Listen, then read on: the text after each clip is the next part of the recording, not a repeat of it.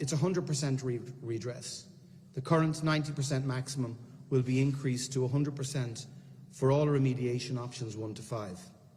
The maximum grant cap for option 1, which is the demolition and rebuild option, will be increased to 420,000 from 247,500.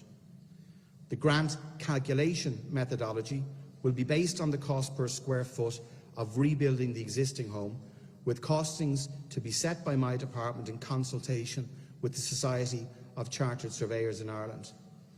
A revised application process will be introduced, which will only require the homeowner to submit an initial building control assessment and building condition assessment at minimal cost, recoupable on the entry to the scheme. Importantly, this removes any prohibitive upfront costs for entry to the scheme, and homeowners are no longer expected to pay approximately €6,000 to actually enter the scheme, and that has been a barrier for many, and that has been removed. The scheme it will be extended beyond the current scope of principal private residence only. It will cover RTB registered rental properties, subject to the introduction of a clawback mechanism upon resale within a set time period and depending on the remediation options actually used. I also want the state to explore opportunities potentially to acquire rental properties for social housing purposes. I think that will make sense in some instances.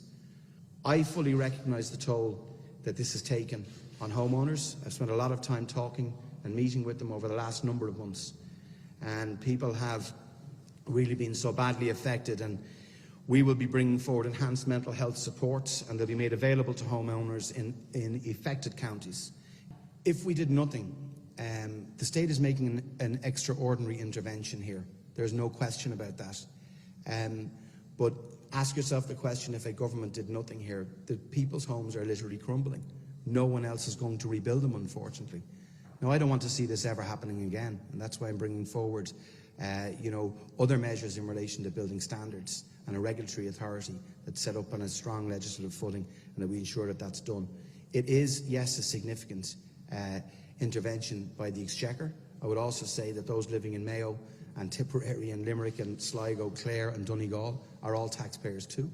Okay, and this is about what I believe is a moral obligation on the state. Whilst we're not legally liable, it's the state making an intervention because no one else is going to step in.